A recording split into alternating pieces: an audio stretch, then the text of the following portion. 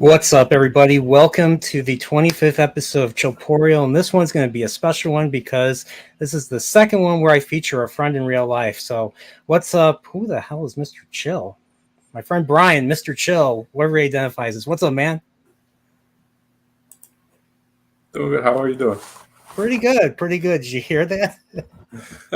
Yeah, I Is have your audio working? Yeah, I have it playing on, like, I have the YouTube channel up too.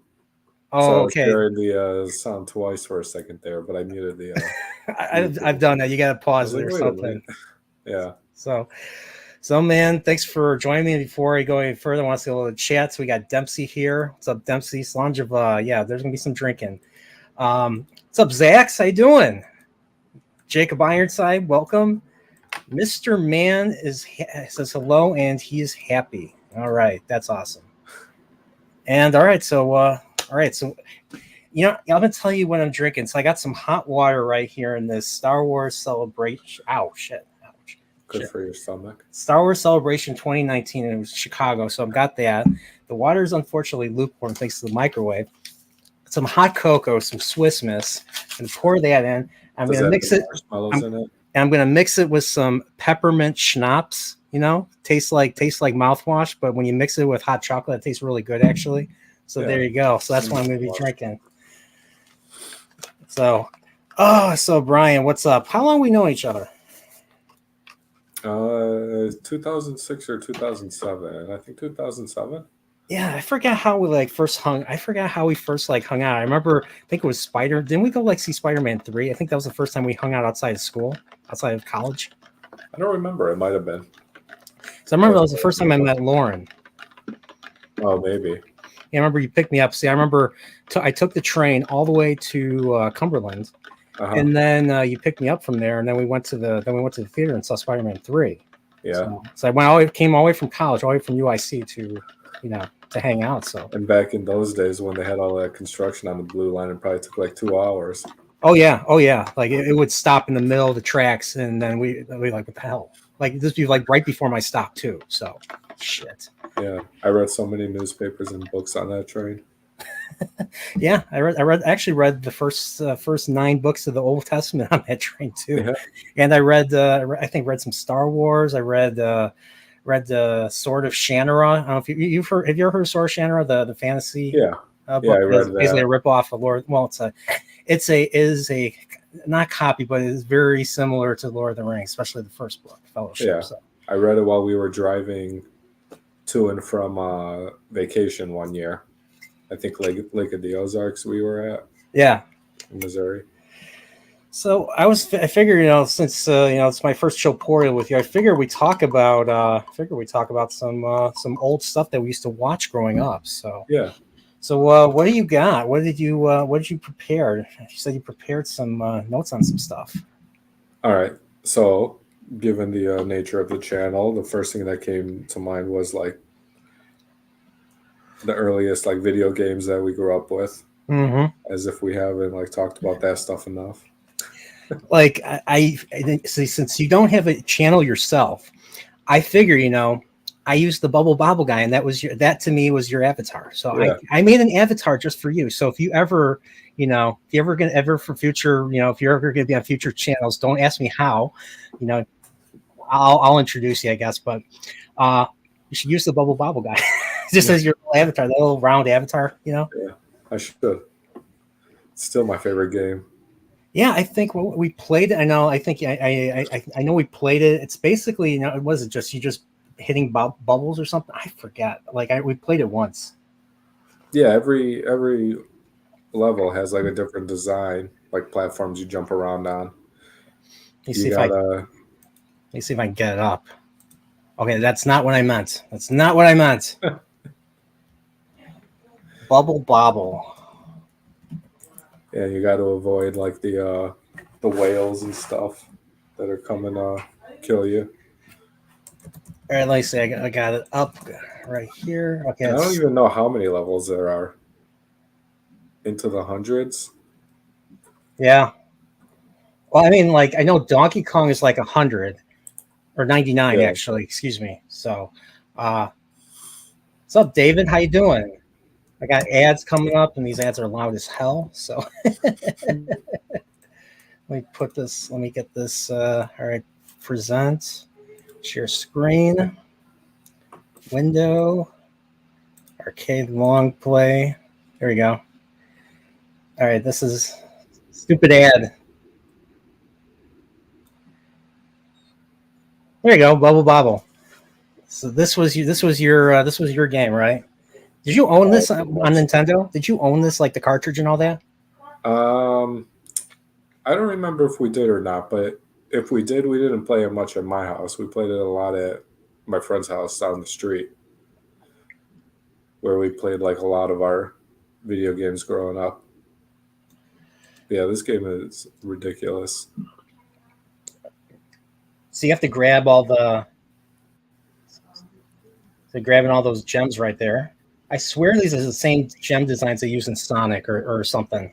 Yeah. And you like can jump on these bubbles to get up higher in the level. So you have to get on onto the top or something.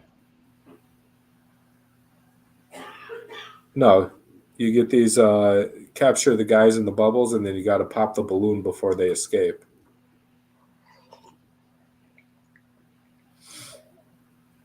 So you have to beat all the bad guys, basically. Yeah. Oh, I see.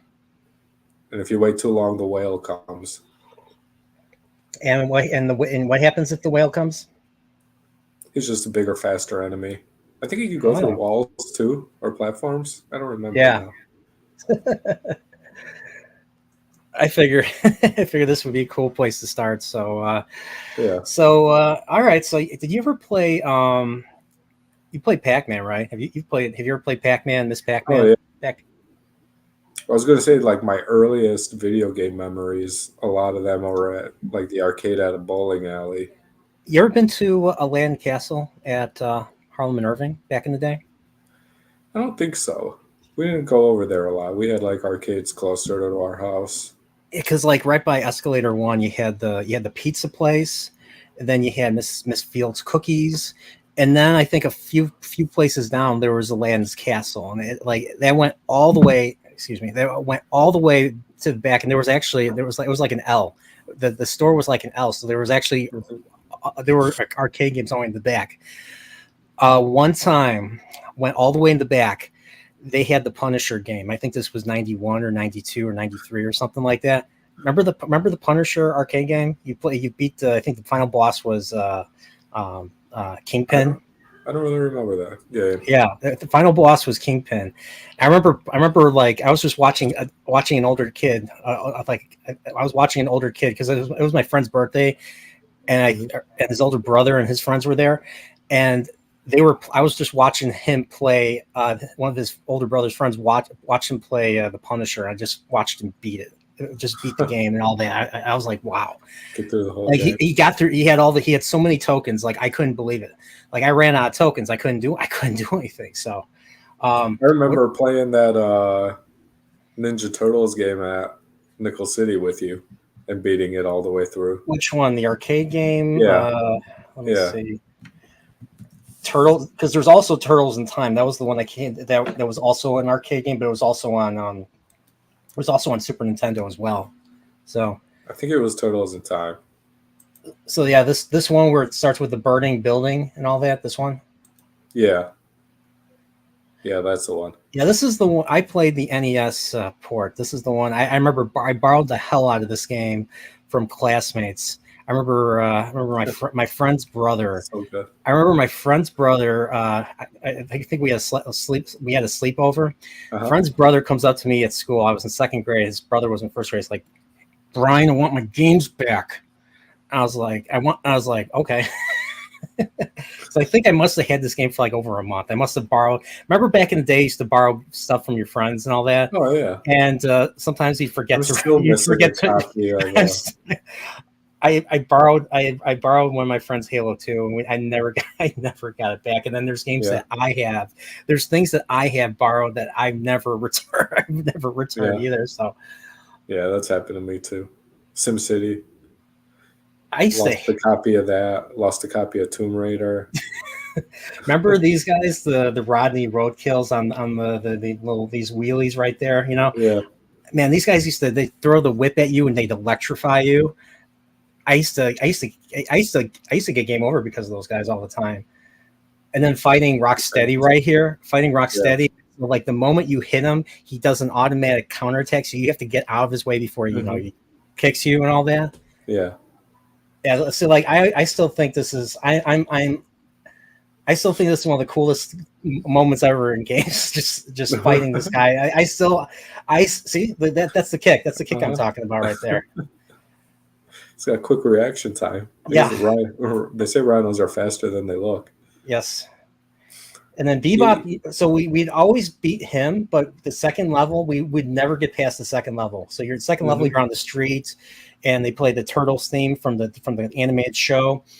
And then you fight Bebop, and then Bebop would I'd always run out of tokens, and my parents were like, no, my parents only give me $1 for tokens. So I only had 4 tokens. So I only could do 4 times. So once the 4 tokens were out, that was it. So yeah. And there goes Shredder. Yeah. Hey, you want to hear what they did to Nickel City? What they do in Nickel City? They remodeled it and put in like all these new games. Yeah. And everything is just like regular prices now. Oh, okay. Like we went there thinking we could like go have fun for a couple hours on a few bucks, and everything costs like $1 per play. Oh shit! I remember. Like I think I tried DDR for the first time in Nickel City. That's a workout. That's a workout trying to, especially doing like the normal mode. Jesus Christ. I love that game. When it came out I think we got it at home in like maybe 2002, 2003 or something like that, like right when we graduated high school. Yeah. And we would stay up until like 3, 4 in the morning playing that game sometimes. Yeah. Remember The Simpsons? This game was all over the place, especially in 1991. So like I remember we went on a road trip. We went on a road trip, and it was at like every hotel. This game. Yeah, my favorite place to play this game was like the Rock and Roll McDonald's downtown. You played this at the Rock and Roll McDonald's? Holy shit! I didn't even know they had arcade games at the Rock and Roll McDonald's back in the day. I think, if I remember correctly, that was the only one that they even only arcade game they even had there. I used to always play as Lisa. I still play. This came out on the Xbox 360, on the live arcade. I bought this game right away. Like this game this game is still timeless to me. I don't know. Like it is. I don't know how. I don't know how do you team up like that? How do you team up like that? That's the one thing I never could figure out. How did Marge and Homer? So with Bart and Lisa, they're just running around like they're out of control. Marge and Homer are fighting and rolling like a ball, knocking people over because domestic, all that. Yeah. Yeah. Yeah, Lisa was my go-to character. Sometimes I'd play as Marge. I never played Bart. Bart to me just felt clunky. Oh, with the skateboard, like it took too long. And Homer just has the punch. Homer just punches, and he can do like a Knuckles type of glide. So he'll punch forward or something. Oh yeah, yeah. Forgot about that. But the funniest thing is the final boss is Mr. Burns in a mechanical suit right here. Yeah. And the whole point of this game is to get Maggie back. Why did they kidnap Maggie? Because Maggie used the diamond that for some reason Smithers rips off as a pacifier, and they can't get it out of her muscle. They take Maggie. This suit reminds me of Crane the Brain. Crane the Brain, what's that? From Ninja Turtles. Oh, Krang. Oh, I thought you said Crane. I was like, okay. Krang, yeah. I am the almighty Krang. Have you seen, speaking of Krang, have you seen the latest Ninja Turtles movie? Because I remember I think you and I and Gary went and saw the first Michael Bay Ninja Turtles. Oh, yeah. And I know everybody hated it. Nah. They made a second one. and the second one featured Krang, and I actually enjoyed that one. Yeah, I think They it was better than the first one of those two. I thought it was too. It ended on a cliffhanger, and because it just didn't do well in the box office, they stopped it. So yeah, Then they should have made a better movie. yeah. Well, the first movie, it was because nobody came back from the first movie, so people saw it because they were curious about it. But I remember the trailer reaction. Wow, it got nuts. So yeah, that's the Simpsons in a nutshell. So, did you guys? I forget. Did you say you guys owned the NES back in the day? Yeah. So I'm gonna close out of this. Well, me and our friends down the street, like I guess like a few of our friends, Yeah.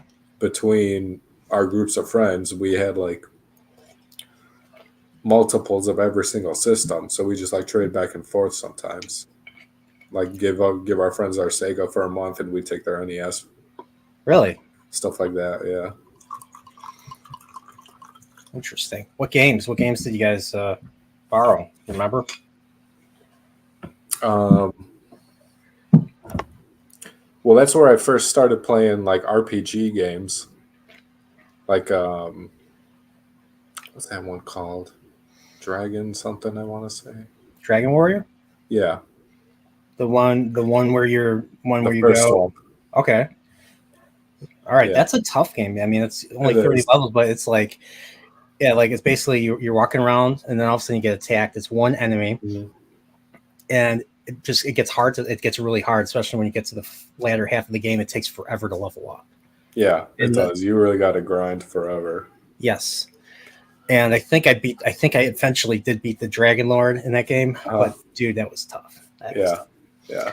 I never even played. I have to play the other ones. I have Dragon Quest. So in Japan, it's called Dragon Quest. Here they renamed it to Dragon Warrior because Dragon Quest, I think, was the Dungeons and Dragons name or something. I don't remember. Some other asshole company. Okay, I probably shouldn't say asshole, but someone else had got to the name first, so they couldn't. They had to change the name for that. Yeah. So yeah. All right. What games did we play on there? We played Duck Hunt, Mario. That's what I started with. I started with Mario and Duck Hunt. That's what the NES came with. Oh yeah, for sure. I still remember like the very first time I ever saw anyone play Nintendo was Mario 3. Was it Mario 3? I think it was actually Mario 1. And I was probably only like 4 or 5 years old or something like that. Okay. You ever see the movie that featured Mario 3? The Wizard with Fred Savage and no, and I never saw that one. Well, Fred Savage is in it. Christian Slater plays the older brother. He's in it. I don't know. That actually features the Power Glove too. You ever? I've never had the Power Glove. Have you ever played with the Power Glove? No. Okay, I didn't either. Right? I heard it's ass. Like it's total ass. Yeah, we never even had anything at our house. All we ever had, I think, was the normal controllers and the gun. Mm-hmm. I don't think we ever had like the 4-tap or any of the big controllers or anything like that. What about the original Zelda? Have you ever played the original, the two Zeldas on NES? Yeah, that was one of the other games that I played, like borrowing the system from my friend. Yeah, gold cartridge, of course. Yeah. I think the gray cartridge is what's rare, but then the gold cartridge was what everyone got. I know. I got that first. Yeah, it was the gold cartridge. Did you ever play the other one, Zelda 2? The one called Adventure? I don't think so. I think it was just Zelda 1 and went straight to Link to the Past. Okay. Yeah. Link to the Past. I may know someone who did a retrospective on that, right?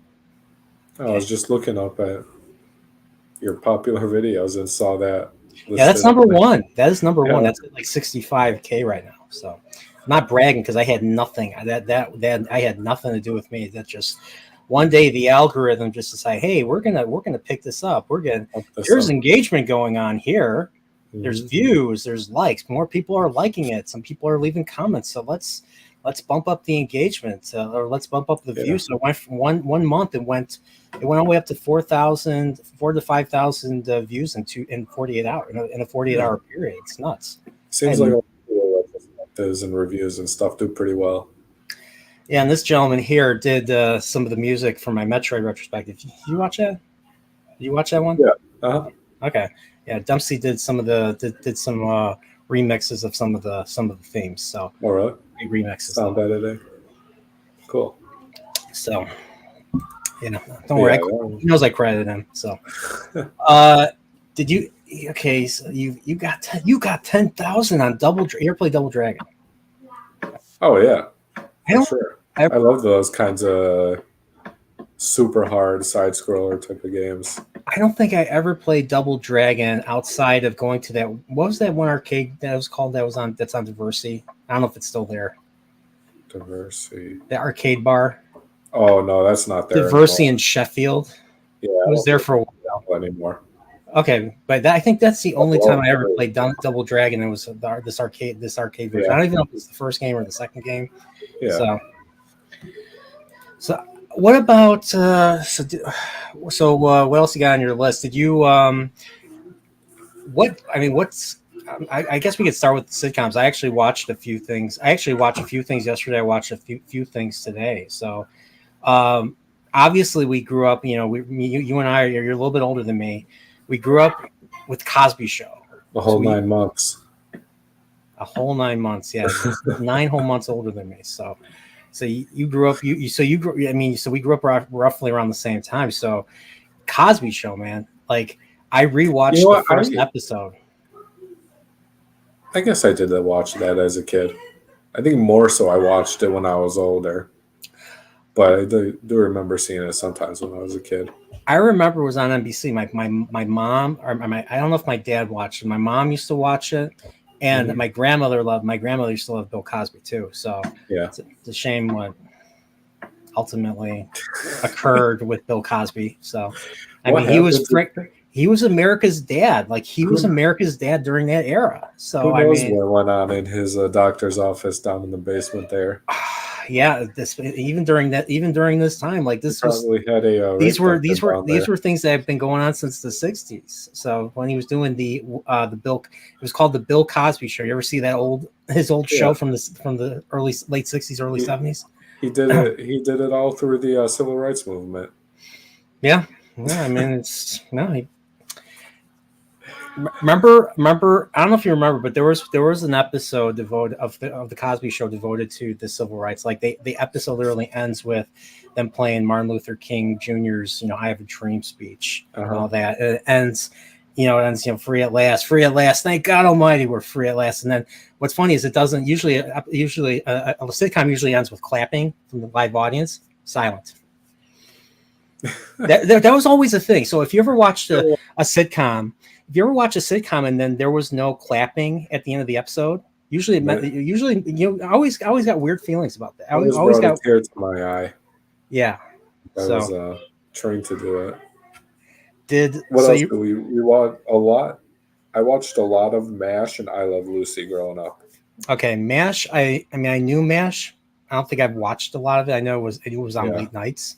I Love Lucy was on all the time. I remember 1991 was the 50th anniversary, so it was on all day. My mother, I don't know if my grandmother liked it a lot, but I know my mother really loved I Love Lucy. So I Love Lucy used to be on all the time, and then I watched it when I was a teenager, and it's actually really funny. It's one of the funniest shows ever made. Like that's the reason why sitcoms exist, was because of the success of I Love Lucy. Lucy, what did you do? Yeah, it's like good. It's like pretty good dialogue, jokes, pretty good slapstick jokes. Especially the one where she had to act drunk. So the whole Vitamita Vegemin, she was doing a commercial and they had to have her do several takes because she kept screwing it up, and she kept putting the alcohol in her mouth to the point where she's like, "I'm a Vitamita this stuff," That reminds me, I need to pour some more. I need to pour some more alcohol. There's not enough in my system right now, so. It's more peppermint schnapps. It's more mouthwash peppermint schnapps than hot cocoa right now. Yeah. So good stuff. But yeah, I remember. Yeah, I loved the first episode of the Cosby Show is hilarious. Usually first episodes where it's in a different house. Yeah, they usually take their time and all that. This episode, this first episode, wastes no time. So you have Everyone's Theo, in and out. so you have Malcolm Jamal Warner as Theo, and Cliff, Bill Cosby. They're talking because he's doing bad in school. And what's funny was the show was a mirror to Bill Cosby's actual family and all that. So you ever hear Bill Cosby stand up?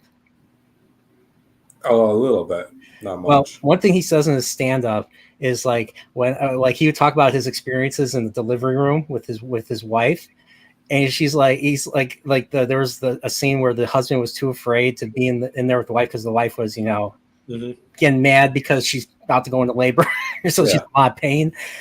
How did Bill Cosby put? He's like, he's like, women are like that.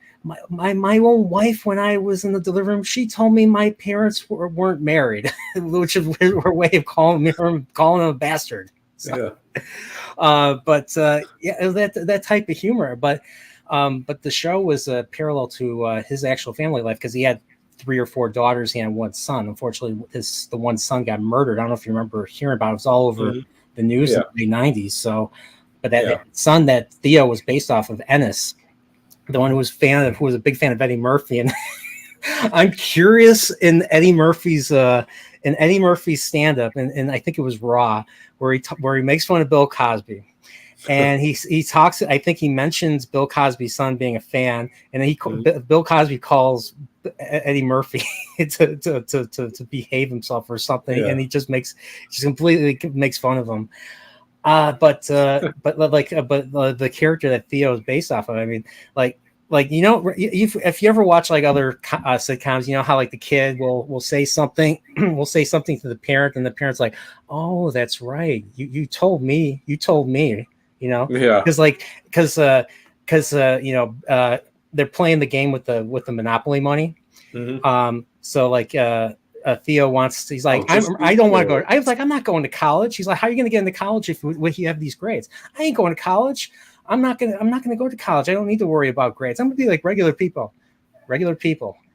He's like, yeah, I'm gonna work at a gas station. And okay, he's like, okay, how much do you think you're gonna make? About $250 a week. All right, how about this? 300 a week. And he gives them 300 a week, 4 weeks in a month, 1,200 a month. And then he starts playing like, the bill collector. It's like, okay, this takes this much out for taxes, take this much out for rent, especially rent. And he's like, rents in Manhattan's gonna be running at $400 a month. And this was 1984. Yeah. Like $400 a month, dude, I'll take. I mean, it'd be a crappy. You see $400 a month nowadays, it's either run down or it's for people that people that have kids that are single. That's what we were paying for rent in my family's apartment in like 1990. Yeah. So him and his son are kind of are having a little tug of war with the money. He's like, $400, huh? He's like, no, I'll live in Jersey. And Theo takes the monny back. And he's like, well, you're gonna need he's like, okay, then you're gonna need a car that's gonna cost you this much. He's like, I'll ride a motorbike, and he takes it away. You're gonna need a helmet, and he takes the money back. And then he's like, okay, I have $200 extra dollars a month, no problem. He's like, there is a problem, you haven't eaten yet. Yeah. And he's like, takes $100 a month for groceries, which is, well, compared to nowadays, like like I spend, like, you want to buy a whole bunch of food for your family, it's like $200 now. Oh yeah, easily. My friend Steve, Prophet of the Dragon, pays $300 for groceries for his kids. So but yeah, so he said the last joke is my favorite of that. So he's like, okay, you haven't eaten yet. He's like, I'll live off of bologna and cereal. And he takes the money. He takes the $100 back. He's like, okay, I have $200. He's like, what do you? It's like, you plan on having a girlfriend? Yes. Takes all the money. He has nothing. Great. Can't argue that. And then I think it was a couple scenes later. It was the end of the episode. Theo goes into a little monologue saying, why can't I know how you feel, but why can't you just accept me for who I am? Maybe I'm not like you. I'm not a doctor. I'm not a lawyer like mom, and blah blah blah and blah blah blah. And then the audience started clapping. The audience clapped after that little monologue, And then Cliff, Bill Cosby's like, Theo, This that's the is dumbest thing I ever heard in my life. You will go to school. You will do good because I'm your father. Because I say so. I put you in this role. I'll take you out. Every time I hear that's just one of the funniest things. So, but that's why I liked about this show. There was even though the show is more upper class than, let's say, the other show I watched, the other pilot episode I watched this yesterday, Roseanne. I think that was more up my alley. They're more odd. They're like opposites, in my opinion. So where you have a well-to-do upper middle class, black family versus in New York and Manhattan versus Roseanne, a lower class Caucasian family, or a lower middle class Caucasian family in, I forget, Indiana, Illinois. I forget where exactly. It was Joliet or something. I forget. No, like in the Chicago west, like Rockford area, I want to say. Oh, okay. Like a little more rural, maybe. Yeah, well, not rural, but like suburban. Yeah. So whereas there was some dysfunction in the Cosby Show. There was a lot more dysfunction. Yeah. Way more dysfunction than Roseanne. That's the point where that show, it reminded me of my family. Yeah, they're all yelling. They're like, "Mom, do this, Mom, do that." And she's just like Roseanne is just sarcastic the entire time. And then Dan doesn't. And then John Goodman, Dan doesn't really step up to help. So like she gets this like, and then Darlene, Sarah Gilbert, it's like I have you have to go see my teacher today. And she's like, "Oh, you told me now, huh? You waited till the last minute." Yeah. And so she has to go to George. So she works at the plastics company, and George Clooney, handsome young George Clooney with the 80s hair is her boss, and he just says like, I can't give you the time off. You're gonna have to. It's gonna have to come out of your pay or something. So she had to leave work, lose pay to go see the teacher, and then when she sees the teacher is just like, "Mrs. Connor, Darlene barks," and she's like, So I think it might be a big problem with her, or you don't communicate. She's like, she just starts laughing. She just starts laughing and just leaves, just dismisses and leaves. Yeah. And so like the whole episode is them just being so dysfunctional, so sarcastic. But when Darlene actually hurt herself, her and Dan right away, made sure she was okay. And that was basically how the first episode ended. So even though they came off as like, that's totally dysfunction, there was love. There was love in that house. And that's kind of what sold the show. So yeah. That show was great. It's just, the thing is, in my opinion, the Cosby Show was 8 seasons. They ended it, 1992. So it started it really started and ended with Theo. Maybe the Cosby Show was actually Theo's story. It starts with Theo and it ends with Theo. Like the final episode of the Cosby Show is his college graduation. And we find out like, he's going to be successful. He's moving to San Francisco to do, I don't know if it's social work or something. I don't remember. But, or teaching, but he already has a job lined up. He's successful. And in that finale at the graduation, he thinks back to that first episode when he's sitting on the bed, dealing the whole thing with the Monopoly money and all that. It goes right all the way back to the beginning. That's what I loved about that show. I like how every show from that era had a kid in the family that had dyslexia. Was it dyslexia? Yeah, because I think Ennis Cosby, rest in peace, himself had dyslexia too. And this once again, like, Theo was based off of Bill Cosby's real son. So, what other shows had dyslexia? I couldn't remember now. I probably got dyslexia. Do you? No. I was just like, I'm like, wow, way to a big reveal on a Chillporeal stream right here. So, what other sitcom? So another sitcom that I watched that I had no idea what was going on because I was too young for it, but my mom used to watch it. And then when my mom and my dad would be out on Saturday nights and my grandmother would watch me, Golden Girls. Anyone in your house ever watch the Golden Girls? Occasionally, not often, but I didn't. That's a lot more like adult jokes than Oh, think. dude, it's extremely So yeah, adult. same. I didn't get it as a kid, but I didn't get it either. as an adult, I still enjoy that show. It's a good one. Oh, it's funny. It's really funny. Yeah. For I used to think as they were all elderly, Betty White, Mhm. B. Arthur, and the rest of them. And the youngest one in real life was the oldest one in the show. Was it Yeah, the grandma, the tiny Sophia? Yeah, grandma. yeah, Yeah. Sophia. Uh-huh. I'll Well, say they're all this. grandmas. I'll say this. Uh, I used to call it the grandma show because they were all elderly. They all were Uh-huh. elderly, and they remind me of my grandmother. Yeah.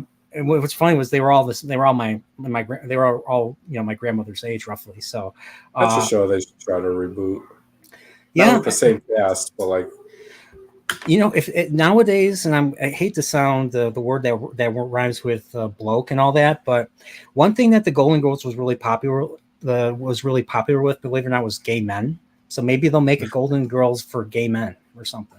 You have a bunch of dudes hanging out in the house, in their Thank you for 70s, 80s, 90s. maybe in their 50s. I don't know.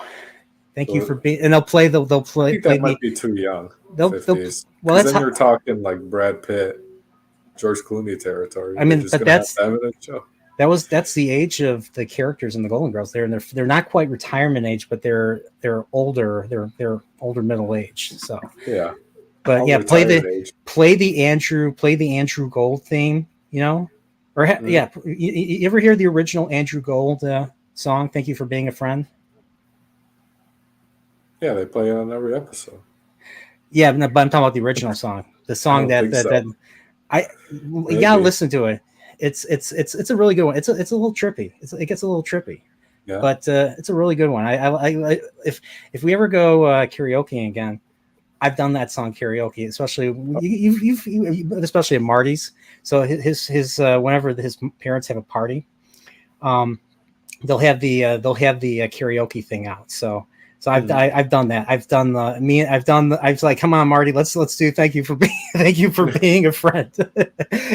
He's just like, because he hates that era of music, so it's even funnier. He hates late 70s, he hates 80s stuff. So yeah, try to play Don't Stop Believing in front of him, like turn that shit off. I think he just doesn't like arena rock type of bands, right? He does not like Rush and stuff. We love you, Marty.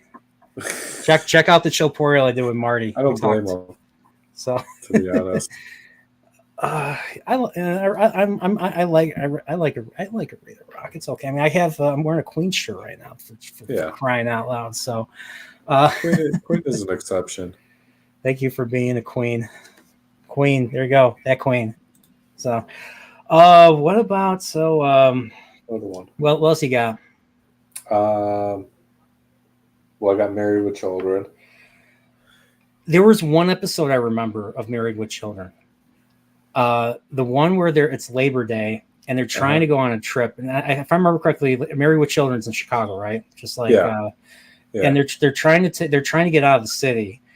And they are stuck in traffic like the entire weekend. They are stuck in traffic the entire weekend. Yeah, they walk home. The rest of them walk home. Al stays in the car because Al is stubborn about that. Yeah. And then by the time they finally move, they get a flat tire. They get a flat tire, and they cause their own traffic jam and all that stuff. But I think that's the only episode I really remember. I don't remember any of the other ones. I remember the toilet gag, which they kind of borrowed from All in the Family. Yeah. Speaking of All in the Family, the creator of All in the Family passed away, I think a few days ago. Norman Lear. Really? He was 101. Lived to be 101. That dude. You ever see All in the Family? Yeah. That used to be on UPN Channel 50 at midnight. So I used to stay up every summer. I used to stay up and watch. I used to watch it every day. I think I've managed to see every episode of it. Then when it came on DVD, I watched more of it. There were some really good episodes, and there were some really heavy episodes too. Like there was an episode where they wake up on a Sunday morning. Archie and Edith and Mike and Gloria, they wake up and they find a swastika painted on their door. This is 1970. This is 1972. This is season 3. And so they find this swastika painted on their door, and they find out that they are targeted for a hate crime. And they get So they call the police. The police are just like, we're not going to do anything, whatever. We're not going to do whatever. And so there are people walking in the house. The guests are coming in like, you got sauce pan on your door. I'm like, yeah. So, but then what was messed up was they get visited by a guy who represents like the Hebrew Defense Association, some fictional group that, and they're like, hey, we're here to help protect you from these haters, these supremacists, or these white supremacists or something. And they get into a debate with Mike, Meathead, Rob Reiner. And it's just like this, at least like violence is never the answer. If you get this, you're all you're going to guarantee is you're going to get this. And he's like, well, and then it's that whole debate, do you fight or do you fight or do you not fight? I mean, it's one of those questions that's always asked of us. And it's a hard one because you have to defend yourself. As much of a pacifist as you'd like to be, there's always going to be someone out there who is aggressive. Yeah, I mean, the Wheel of Time. I'm reading. Yeah, so there's a group. So I'm reading the Wheel of Time right now. I'm reading. So takes place in a world that has been broken, and then that has been broken and then rebuilt over the course of several years. And so there a lot of organizations pop up. There's an organization called the White Cloaks, and there's a YouTube channel of these guys that don't like the Wheel of Time show, but the White Cloaks are based off of the Teutonic Knights back in the day. So they're going around making sure that people are following the light and everything, the creator and all that. Yeah. But there's another organization called the Tinkers, or the Tuathan. The Tuathan are people that wear these bright clothes. They ride in these bright wagons. And they believe in the way of the leaf. And the way of the leaf is to do no harm, no matter what. No Jainism. Matter what. Like Jainism? I have to study Jainism. I forget. And I got to say, what's up? What's up, Anthony? That's Marty's friend, Anthony Dalkey. What's up, man? Hey, I sent Marty. I was like, hey, Marty, I sent you guys the thing. I'm wondering, I wonder if he's going to show up. So, But what was I saying? But yeah, that whole debate of fight or flight. And what was that sound? I heard something. Sorry. But what ultimately happens, they leave. So the Hebrew defense guys leave Archie Bunker's house. And the moment they leave, they go in the car, you hear an explosion. So this is a studio, so you don't see the explosion. They don't have the budget for that, but you hear something. They walk out, they look out, and Archie Bunker's like, hey, that's him. They blew him up in his car, and then the episode ends in total silence. Another silence ending. Like no like I said, sitcoms always ended with laughing and clapping, because great show, a lot of fun. This was a heavy episode, and it was silent. And I always feel. I wonder how it would have ended if it did have a clap track playing at that moment. That would be terrible. People would be like, "You're clapping to that?" Yeah. Shit.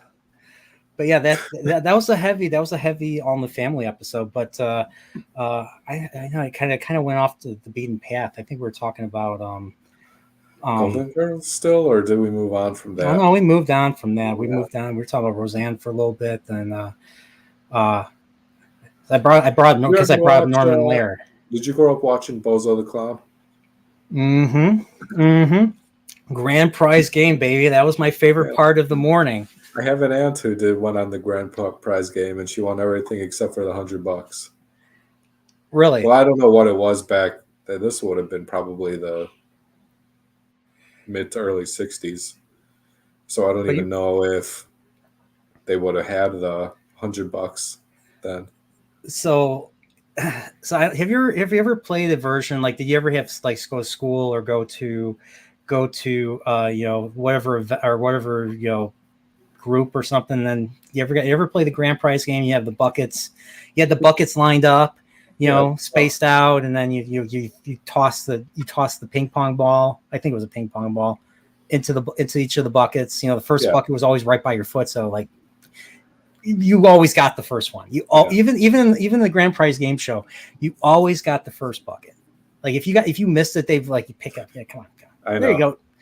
And then I they'd wonder how zoom in. many You people got did that. number one, and then number two would always be like a box of cookies or something. Uh-huh. And then I think that if you won the And then grand she prize got like a game, wagon to carry the stuff in, something yeah. like that. And I used to always want to be in that. I remember one time my dad. This is a true story. The grand prize. I mean, the Bozo was on when my dad was a kid too, and I forget what ultimately happened, but his school went without him one day because he had to miss school. They Uh-huh. wouldn't let him go. They wouldn't let him go to. They wouldn't let him go to the Bozo the Clown at WGN. Like the next day or something. Yeah, they wouldn't let him go, so he had to stay at the school, and he cried. I remember, my mom told me about this after he passed away, so I broke my heart hearing about that Well, that because I sucks. would have loved to go. I mean, if I had the chance, I would have loved to go. I would have liked to be in the pie in your face skit. That always looked like a lot of The fun. pie biscuit. Oh my god! You know, one of the I think it was one of the formals. Someone took Ben Johnson's head and put a pie on it, like shoved his head into a cake or something like that. Yeah. Oh, that's hilarious. I wasn't there. I saw a picture of it though. I was like, oh shit. Fucking asshole. So that's someone we knew a long time ago. So but Dempsey says, oh, remember Sit, Ubu Sit. Good dog. Oh yeah. That's Family that was played in Family Ties. Different Strokes. Was it Different Strokes too? I think so. You ever see Family Ties? What will you do, baby, without love? Not really. What will you do, baby, without love? Yeah, kind of. Come on, 80s. Come on, you had the 80s. Fox. Michael J. Fox. You had Michael Gross, who was in the Tremors movies. You had Jason Bateman's sister was Justine Bateman. Mm-hmm. And I forget who else was in it. There was I think they had a whole bunch of people. They had a whole bunch of people guest star. I think I watched it because Michael J. Fox was in it because I saw the Back to the Future stuff first, and then I was like, hey, Family Ties. Really? He was in a show? I had no idea. So when I was a kid, I loved Michael J. Fox. Who didn't like Michael J. Fox? And Marty McFly. Right. So he still got it. Yeah, I mean, he was at. I went to Comic Expo over the summer. Entire Back to the Future cast was there. I didn't go see them because including him. He was there. Christopher Lloyd, Thomas Wilson, Leah Thompson, everyone but Crispin Glover. Gonna get Crispin Glover, really. I mean, he's probably still in 1955 or whatever. Crispin Glover is in Crispin Glover is like 1,000 years. Is like 1,000 years removed from the rest of us. No offense. You ever see Crispin Glover? Whenever he was on David Letterman in the 80s, he always went in character. He nearly kicked David Letterman in the face when he's like, dude, he literally is like, dude, I'm leaving this. He left the set. Like he walked off the stage. David Letterman walked off the stage like, I'm not dealing with you. And then they brought him back like a few years later. They brought him back. So there you go. Yeah. So Michael J. Fox, he was in Scrubs. I've never watched Scrubs. Have you ever watched Scrubs? No. My brother liked it a lot, so when he was in town, I might have seen like an episode or two here and there. But okay, so I know he got the Parkinson's roughly around early '90s. So like, you kind of notice it. I watched the movie. You ever hear the movie Doc Hollywood? It was another movie that Michael J. Fox did. He plays a doctor, and he wants to go and become. He wants to become a plastic surgeon in LA. Want to make the big bucks and all that. He's a complete dick. He's a complete asshole. And then he gets stuck in this town on the way to LA, and then he eventually just forms a relationship. He forms a good relationship with the town. He loves the simple life, and he met the girl. He met a girl, and what's funny is this is a PG-13 movie. You got to see some nips. You got to see some nips. He walks to the river, and a girl comes out, and you see her nips, and that's the start. He's like, oh hey, and that's and so he's like, I'm gonna stay. I like the town, I like the girl. Why not? And he becomes like a veterinarian or something like that. No, he becomes like, I think, family practice or something. Okay. Because he crashed into a guy's fence. He crashes into a guy's fence, and the judge, who was played by Roberts Blossoms, if you don't know who that is, he was old man Marley in Home Alone. So you got the beard, and he looks kind of old creepy old man. Yeah. So it's his fence that gets busted, and because he's also the judge, he sentences him to like a week or two of community service, and the community service is him being a doctor. It's like Cars. Yeah. So he does the community service, and he ends up taking ownership and leadership in that. He ends up taking ownership and leadership in that town, and that's what ultimately builds up to the ending. So there you go. Sounds and good. He gets a pet pig too. That's right. What's up, Trip? But that's I remember my parents really loved that movie, and I was flipping through, I think, HBO Max or something, and I saw that. I was like, you know what? I haven't watched it as an adult. I watched it as an adult, loved it. You had the actor that played Dr. Timothy in Star Trek: The Next Generation. I'm sure you don't know what I'm talking about, but I think he was also in MASH. David Ogden Stiers plays like the mayor or something, and I forget who else was in that movie. There was a bunch of other actors I recognized. So it was a good movie. So might have to check it out. It sounds pretty good. It's called Doc Hollywood. Doc Hollywood, Michael J. Fox. There you go. So I'm gonna write that down. I don't want to pick that one. That sounds good. All right. What other shows? It's just like Muppet stuff, like Fraggle Rock, and back in the day. Yeah, it was on HBO. I remember it was on HBO. Fraggle Rock was on. Yeah. And I mean, I don't remember it as well because I was really young. Yeah. But yeah, it was on. There was that, and I think years later they made an animated show. Yeah, I actually watched that too. Show. I had a bunch of the books growing up. Mm-hmm. Like little kids' versions of the books. I think I might have had some of those books too. Yeah. But yeah, that's all I really remember of Fraggle Rock. But I remember always getting so mad whenever they'd eat the sticks. The sticks? Of like the little green guys. Have you guys talked? Anthony Dalkey asks, have you guys talked about Full House? We haven't. Anyway you go. Anyway, blah, blah, blah. Dun, dun, dun, dun, dun, dun, dun. Sorry, I like doing that. I like humming and singing things if I know the song. So, dun dun dun dun dun. Family Matters, Home Improvement. Yes, I did. TGIF. Every Friday for me. Yeah. What about you, Brian? Yeah. I don't know. I watched it if I was like inside, but I was kind of like a outside young person. What's up, Zombie? How you doing? The son of Dempsey. What's up, Zombie? Check out my Chillporeal with the dangerous Dempseys.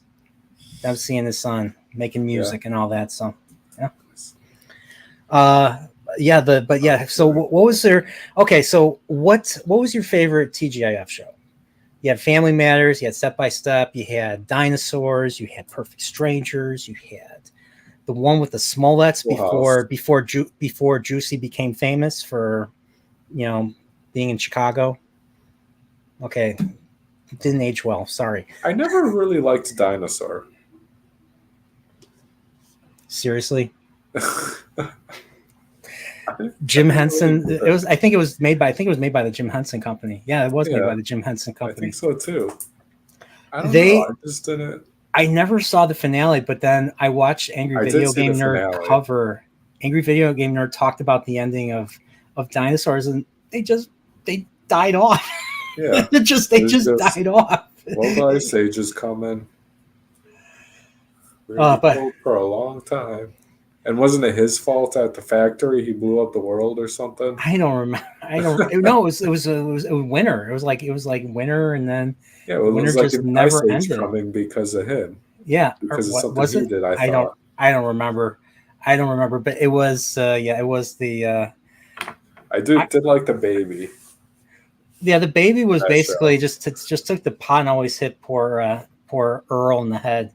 Earl Sinclair. Yeah. That's the name of the dad dinosaur right there.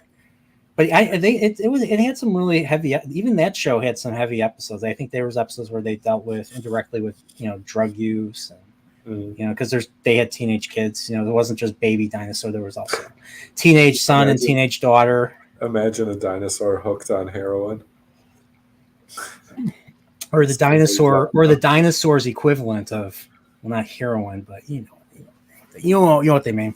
Yeah. What about Urkel? What about Carl? I love Urkel. What about Carl Winslow? That Family Matters. I might like that show better than Full House. Days through my, it's the bigger love of the family. Another Chicago setting. Yeah. And then I liked when they did the crossovers with some of the other TGIF shows. Yeah, I mean they brought in people from Step by Step. I think Urkel has made appearances on Step by Step, if I remember correctly. Yeah. Uh-huh. You know, Family Matters was a spin-off of Perfect Strangers. Perfect Strangers featuring Mark, I forget that actor's name, and Bronson Pinchot. Mm-hmm. You know, Bronson Pinchot from Beverly Hills Cop. Like Serge. Aquel Foley? Axel Foley. Akmel Foley. That was a spin-off of Perfect Strangers. Yeah, because Harriet was the wife. Harriet was the elevator lady. Yeah. Okay. What's weird is with Family Matters, I stopped watching because it was on ABC. So TGIF was on ABC almost the entire run until, for some stupid reason, it went to CBS. Family Matters, Step by Step, all those shows went to CBS their final year, and then they just ended. They just fizzled out. They didn't have the big finales that, shows like like All in the Family or the Cosby Show or Roseanne. Going back to Roseanne really quickly. Have you seen all of Roseanne? Did you see the final season? Of the new reboot? No, the final season of the original show. The original watch? Yeah. What the hell was up with that? So the entire thing was like a dream or something? Yeah. When they rebooted it. Because they won the lottery. They won the stupid lottery. And then, so I refused. I watched a little bit of that final season. I didn't even bother. And then you find out that Dan died in real life, that all this stuff was in a dream, was in Roseanne's head or something. What the? Yeah. Like the last episode was her writing this all that happened was real weird, right? After they won the lottery. So it turned out like winning the lottery was like fake. It was just she was writing. And so when when they rebooted it, the first episode, she just sits up in bed. It's like, what the hell was that dream? Aren't you dead, Dan? He's like, aren't you dead, Dan? Yeah. I did watch that. I actually really liked that reboot of Roseanne. Until they fired her. They did it without her. Yeah. Well, until they fired her because they compared her to, she left a tweet. Now, it was a dumb thing to say, but she left a tweet saying that one of Obama's cabinet looked like, she said something Planet of the Apes. And so because the cabinet member was... dumb thing to say, though. She was dressed and her haircut looked just like... She looked like Dr. Zera from Planet of the Apes. That's the thing. That's what's weird about this. And they decided, you know what, because Roseanne, feels a certain way about something that we don't approve of, and she said that this is our chance to get rid of her, so they did. That's what I think happened, and because of that, because I liked that dynamic between her and Jackie in that show, because Jackie was the Democrat and Roseanne played the Trump Republican. Yeah, and I wanted to see that. I wanted to see that clash, but I wanted to see them eventually learn to get along and have that play out and learn to get along despite that, because that's a real problem going on right now in real life. The show's pretty much 100% nothing but. Well, actually, I shouldn't say it's leftist. I haven't watched the Connors. I think the show's still on the Roseanne was successful. The reboot was successful, and because of that, they're making several seasons of the Connors, and because of that, I refuse to watch it because of that. Maybe I'll gauge an episode and see how it is, but without Roseanne, all those people have jobs. All those people have have work because of Roseanne. So however you feel about her, Roseanne says stupid shit all the time. I don't blame her. She is. I've had this conversation with Marty several times, so it was a dumb thing to say, but watch her appearances on Kill Tony. Yeah, and she was on like I think she was on with Bill Maher. She was doing something. She did something with Bill Maher, and she's telling him about a certain forum, a certain forum that Bill Maher somehow doesn't know about. The forum that is around the world, and they want to change the way we live. That forum without bringing up the name exactly. You know what I'm talking about? Never heard of it. I'm sure, yeah, you have. Yeah, you have. So, what's his face just passed away too? Who was like one of the ringleaders of that whole show? Kissinger? Which one? Kissinger? Yeah, former Secretary of State. Did he? Yeah. I mean, look. A few days ago. I'm like, really? That son of a bitch is still. Excuse my language. I shouldn't say that, but I'm like, seriously, he is. Oh, you're right. He did November 29th. Because he recently did an article and he said something. I forgot what it was, but yeah, holy shit. Yeah, he probably lived something saying like just be good consumers and keep giving me and my corporations all your money. He lived to be a centenarian. He lived to be 100. So he was born in 1923. Yeah. I first heard of him. My parents watched a movie called Kissinger and Nixon. This was a TNT film back in the late 90s. So I'll have to see if I can find that one. But that was one that actually not late 90s. This was around the same time they made that movie. Remember the movie Nixon with Anthony Hopkins, 1995? No. Heck, were you around? Heck, I knew about that movie. I was a kid. I never saw it. Anthony Hopkins plays Nixon. And it was an okay movie. Anthony Hopkins, in my opinion, Anthony Hopkins is a great actor. He's a really good actor at playing, playing, prominent figures. Like he was in he played Hitchcock in Hitchcock, and I felt like I was watching Hitchcock. I felt like he was Hitchcock. Same what was that one satire movie about the Nixon, like the Watergate stuff? Satire? Yeah, it was like a sort of satire movie. About like two girls. Watergate. Co-starred in it. Oh, I don't know what it's called. Oh, I think was it Deep Throat or something like that? Wasn't that the name of the movie? Deep Throat. I don't know. I could probably wrong. Comedy about Watergate. Let me look at comedy about Watergate.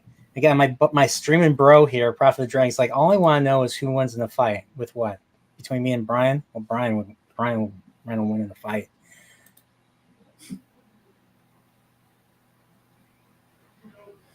What kind of fight?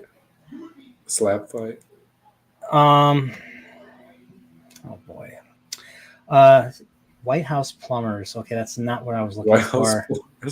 White House Plumbers is a show that they're making. It's not HBO show right now that they're making about Watergate, and Harrelson's in it, and Justin Theroux is in it, and yeah, I don't remember movies about. Let me see. Funny movies about Watergate. Dick. There's a movie called Dick. Is that what you're talking about? With the two girls with Kirsten Dunst and Michelle Williams? Yeah. Yeah, Dick. It's called Dick. What? There you go. You ever see All the President's Men?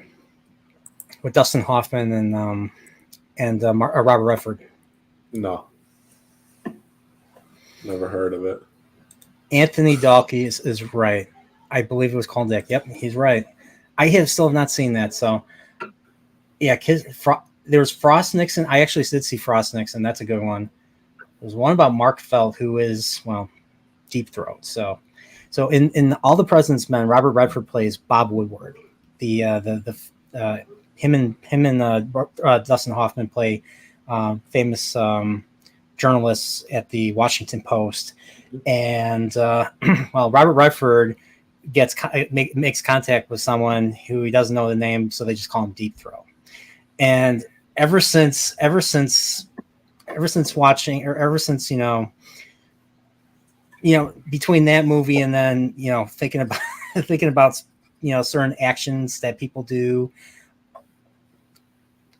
privately, you know, when you think about that term, the deep throat, every time I watch a movie, I can't take it serious. I can't take it seriously. So, swords. What about? Can we fight with swords? Do you know how to fight with swords? I had never fought with a sword. I'd probably get the sword knocked out of my hand or something. Can find out. That'd be fun. Yeah, I said it. Yes, yeah, Steve, I said it. Jesus. So, what about? You know what other political thing I liked growing up with? What? Monica Lewinsky scandal. Yeah, I'd say something, but I'd be revealing too much. But yeah, Lewinsky. Oh, you were there? No, I wasn't there. I was in school. I was in grade school. I did not have sexual relations with that person. So, yeah, the whole impeachment. What the whole impeachment thing happened.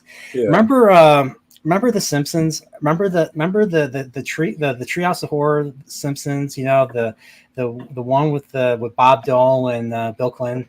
Yeah.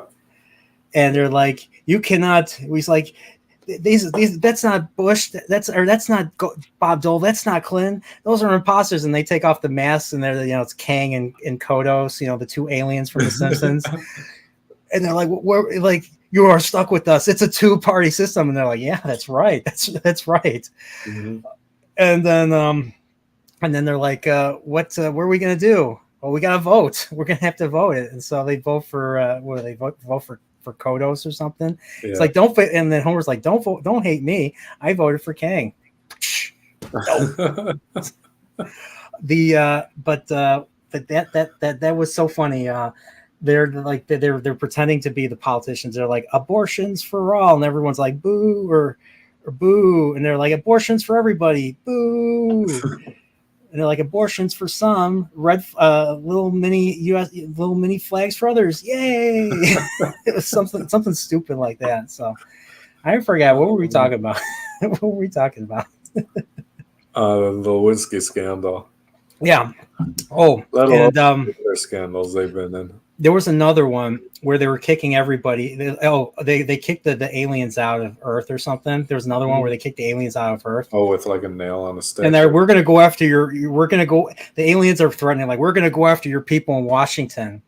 And I don't know who said it, but this was a dub, and this was like dubbed in post. Someone's like, "Don't forget Ken Starr." I don't know if you remember. Ken Starr was the prosecutor for the Lewinsky, or was the chief investigator for the Monica Lewinsky scandal and all that. So someone added that. I was like, "Shit!" I knew that. I was like, "I know who that is." So I laughed.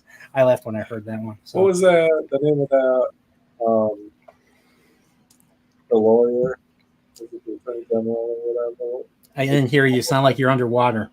Oh, are you underwater? Are you underwater? Are you really underwater? I wish. I'd be nice in the some warm weather down south or something. Fine, throw your vote away. I think I'll vote for. I think I'll vote for a third party. You sound like an Amazon actor. Screw you, man. Love you too, Steve. What else were? Oh, I didn't bring up DuckTales. Oh yeah, I used to watch that a lot with my cousins.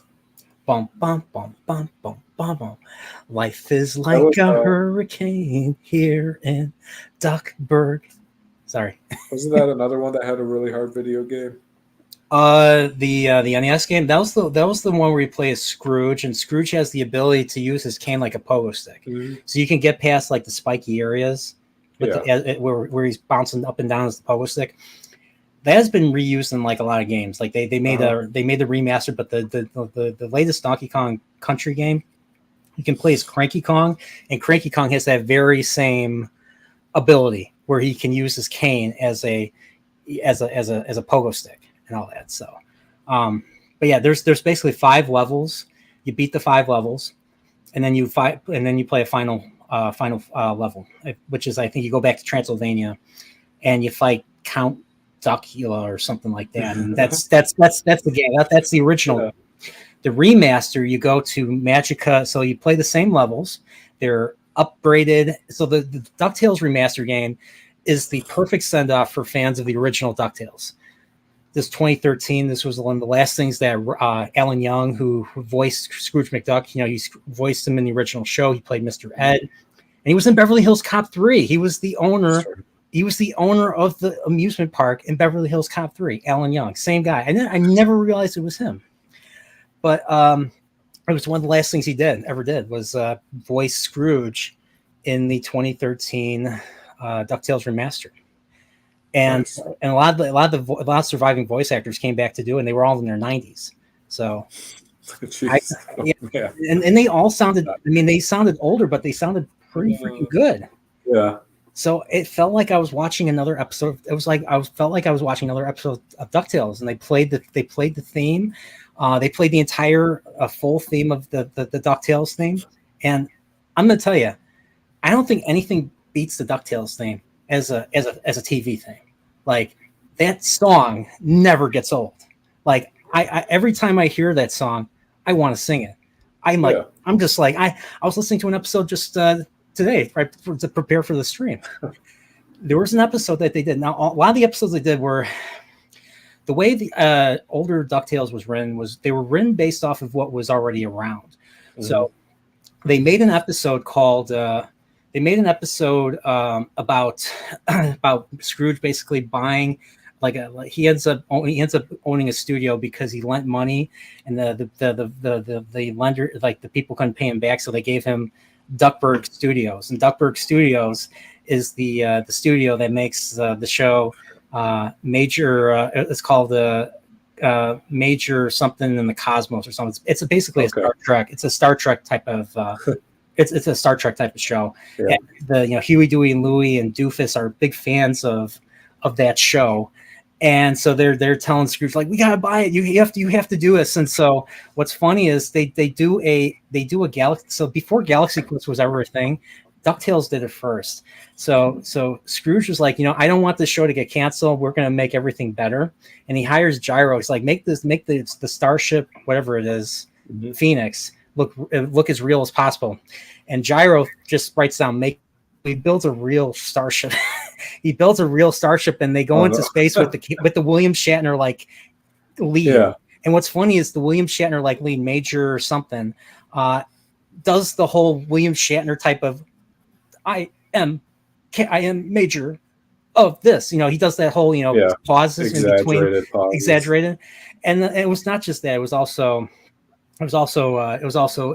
had nods to Star Wars. Like, they say, I got a bad feeling about this when they go into outer space, mm-hmm. and they really get captured by real aliens and all that. So it was they did a little gag where they're running away from the bad guys, Scooby-Doo style, on the enemy ship, and they go into a chamber, and the chamber is basically a transporter room. They transport, and they accidentally the head of the nephews are on the head of the aliens. It gets ridiculous, and then but it was a Star Trek. It was basically a nod to Star Trek.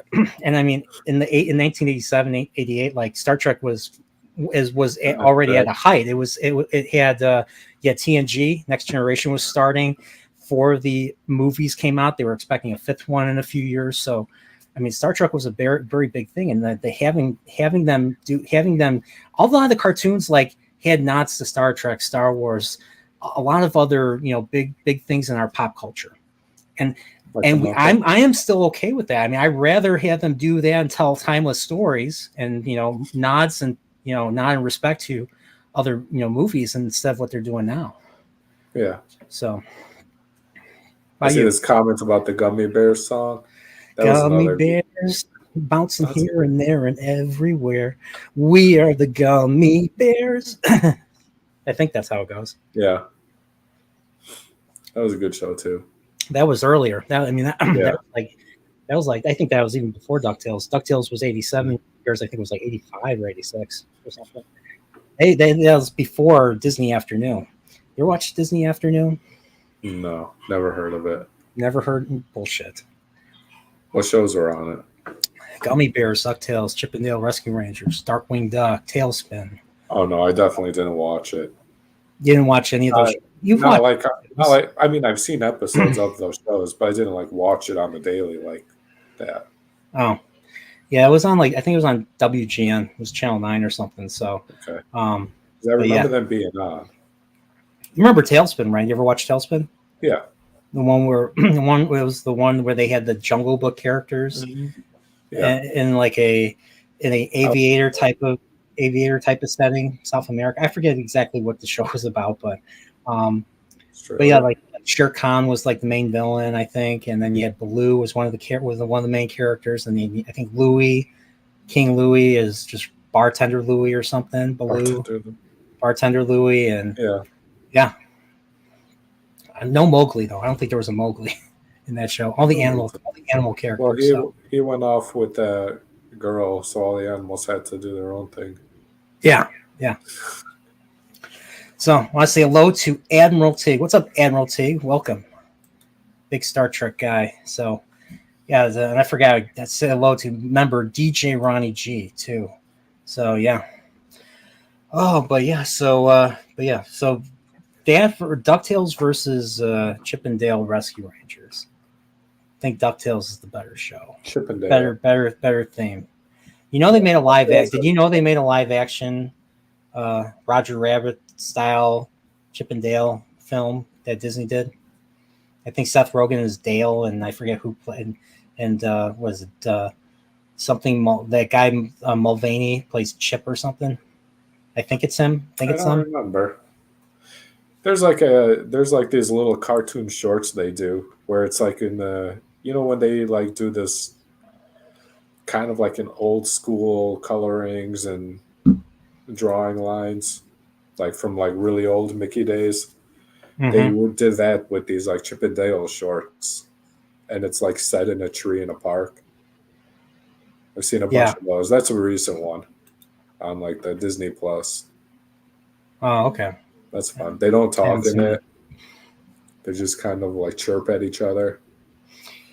Yeah, that's true. What about did you ever see I forget, did you watch Full House, right? I know Yeah. we brought it up a little bit. What Um about- I know Lauren's big. I think Lauren's big in the Full House, right? Oh yeah, Yeah. huge. And then Fuller House came out on Netflix. Yeah, I managed to get could through take it I or leave it. managed to get through a season. I managed to get through a season. I don't know how I didn't cringe myself to oblivion after watching that. So Yeah, definitely not. I don't know. It it's just not the same. it's not this. It's It's definitely not not the the same. same. It's So, just not the same. and I think it was because of that show that they started bringing a whole bunch of shows back. I mean, they brought Friends back. They're bringing, they brought Frasier back. Brought They've been, Friends back. They can't bring Friends back. they already did. They already When? brought Friends back. They When? already, not too long ago. What do you mean? They rebooted it? No, they made a follow up. They made a follow up. No, that was just like a cast gathering. Was that? Oh, was it? Yeah, that I wasn't thought they like did something. anything real. They were like reading lines from scripts. Oh, I thought they. Well, now they can't because of, unfortunately, Well, Matthew they Perry. can. What do you mean they can? He They'll could just be say, dead "Oh, in I'm the show. not going to do that." They're not going to. It'd be No, terrible if they. I think that'd be a terrible idea if they did that. So no. If they really wanted, well, there's no way these people. do you think they There's. will I ever do one for? Sorry, I'll let you finish your thought. was gonna say, there's no way they could get them all back for less than like $1 million an episode, and casts don't give $1 million an episode anymore, like anywhere. I mean, So even the Game of Thrones, even the main stars of Game of Thrones, they got like half a mil. 40,000 an episode or something. Like, Oh no, they got like 500,000 an episode. Like you had Peter Dinklage, Lena Headey, Nikolai yeah. Coster-Waldau, Mhm. Kit Harington, and Amelia Clark. Those five got like 500,000 per episode. So I don't know, but that was Game of Thrones is one of the top shows of all time. So And it's also 20 years later, half the money, and like half the episodes a season. how much didn't they make close to? Then they made a lot. Like I know at the end of Seinfeld, like the actors were making like close to they were making like at least 12 million a season. And they wanted more seasons, and Jerry Seinfeld was like, "No, we're done. We're Oh done." yeah, they just couldn't like come up with like the same kind of material. Probably they're like maturing beyond what the show's about. Well, and Larry David left. He left after season 7, so Mhm. I mean, they were lucky to have decent episode ideas for the last 2 seasons, but then after Yeah, that, they would have probably ended up repeating shit, and then they're just like, nah, yeah, they were better off leaving it. yeah, yeah, leave on a high note, Yeah. kind of like the Beatles. When they broke up at the perfect time, so now because of that they're legends all around. So How do we know they broke up at the perfect time? They could have had. Well, they were already because they were breaking up. Like they were losing their, I don't know, like lines. no, they're just their cohesiveness. Like what was great about Beatles albums was just how well they were put together. Yeah, So the arrangements and stuff. yeah, Well, John they're all Lennon, like. Paul McCartney working together. Well, at some point they became famous as their own character instead of famous as the band. Yeah, So they all had their own different things going on. yeah. So I'm sure they couldn't devote the same kind of attention to No, the group as they before. So John Lennon was doing his own shit. Paul McCartney was doing his own shit. George Harrison was doing his own shit. And Ringo's like, "Where did everybody go?" No, I'm kidding. I'm kidding.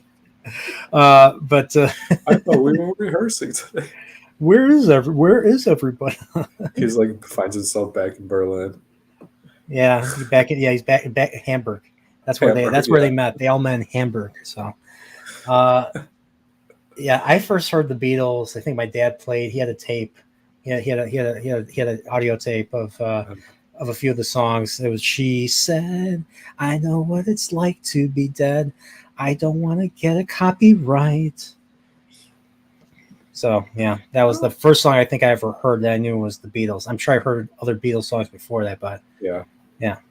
That's how I feel about it. I probably didn't even know like really who the Beatles really were until I was close to being a teenager. So when my dad told me that the Beatles were singing this, the first thing I thought were the Mario, the armored little buzzy Beatles in Yeah. Mario. That's the first thing I thought. I was 7. I was 6. What did I know? I was living and breathing Mario. So going back to Mario. So we talked a little bit about it earlier. Did you ever have you ever watched the Super Show? I think we watched it with Riley. We watched it with Riley. She really enjoyed the Christmas one. Yeah. But I remember, like, I used to actually own that VHS that I use on my thumbnail, the Magic Carpet Ride, and they play. Now they don't do it in the DVDs because they don't want to pay the record companies. But they actually, in the original episode when they aired it, and on the VHS, they had the Steppenwolf Magic Carpet Ride song featured in that episode. They used to feature pop music in the episodes. Yeah. It's like there was one episode where they actually played Danger Zone. Uh-huh. Yeah, there was one episode where they're holding on. They're holding on to a cliff. They're about to fall in the lava. They're all linked up, and Mario's like the one on top, and he's trying to reach for the fire flower. And they're playing Highway to the Danger Zone. And I'm watching the DVD. I'm like, where's the Highway to the Danger Zone? So. But yeah, those. I mean, when you rewatch it now, they are terrible. They are terrible. But the only thing that keeps it is my fondness of watching when I was a kid. So it was a fun little supplement to the games. So I wake up early on Saturday morning. I would play Mario 2 or Mario 3, and then I'd go into the living room and watch either the Mario 3 show or the Super Mario World show. That would be on Saturday mornings on NBC. That was the only time NBC ever had cartoons on. It was always the news otherwise, because it was always ABC, CBS, or Fox that had the Saturday morning cartoons. Did you watch any Saturday morning cartoons? Not a lot. I don't know. Like as soon as we woke up on like weekend mornings, like me and my brother were outside seeing if our friends were awake. Mm-hmm. I remember watching some, like Ninja Turtles. I watched. I think that was on Saturday mornings. I don't even know. Yeah, it was on CBS. That one was on CBS. Yeah. So that's probably. I remember like sometimes like trying to like wanting to go outside, but then also wanting to watch Ninja Turtles. Yeah, So I'd like put in the tape and start recording it. But it's like before my parents would wake up, and my parents would wake up and see the TV on yeah. and shut everything off. Be like, no, I can't watch it. Uh, so by the time, so when like I think that show was on later in the morning. It's like 10 Mhm. a.m. So by that time, I always had to go to because my parents always did grocery shopping, did all their shopping on Saturday mornings, and I always had to go with. I always had to go with. So it was my mom and my mother. It was, sorry, me and my mom. Sorry, not my mom, my mother. Me and my mom. That doesn't sound like it didn't come out right at all. My mom, Um, here's my mom, here's my mother. and then when my brother was born, then it was the three of us. My dad always wanted to stay home and smoke, and yeah, he was going through a tough time. So Uh, he didn't like to go out, unfortunately. So yeah. um, but yeah, I miss out on like X-Men. You ever watch X-Men? Oh yeah, I remember that. Da da da da da Yeah, da da da da da do do do do do I always do do tried to do go do. to would run to 7-Eleven before it came on and get either a a donut or nachos to eat while watching X-Men show. You ever watch Garfield or Heathcliff? I've seen both. What's Heathcliff? I can't remember now. Garfield, yeah. Heathcliff is also Orange Cat, another animated show about an orange cat. It Yeah, sounds familiar, but I can't really remember. Was Heath. that like a comic in the newspapers? I don't know. Yeah. Let me look. Okay, yeah, I found it. Heathcliff. I think I like read it in the newspapers, but I don't think I ever saw a show about it. So Garfield, I think came out. Garfield and Friends came out in '88. Um, Heathcliff came out in '84. So Heathcliff is a little bit older. Did you ever watch Samurai Pizza Cats? I did. I did. Kiyato Ninden, or I forget how it's pronounced in Japanese. I have one of the songs on my iPod. Uh-huh. But yeah, it's a ridiculous. It's a ridiculous anime. It's an anime. Yeah. So straight out of Japan.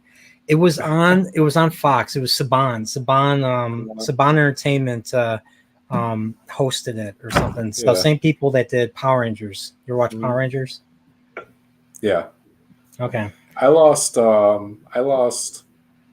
the interest in Power Rangers when I started losing interest in like action figures. Like once I stopped playing with action figures, I didn't care about the show anymore either. Oh, really? Okay. Not I stopped. I'll let you. Sorry, I'll let you Go ahead. finish your thought. So I stopped watching Power Rangers ultimately. So I watched it up until really when the story itself ended. Mhm. So you had Mighty Morphin Power Rangers, which was 3 seasons long.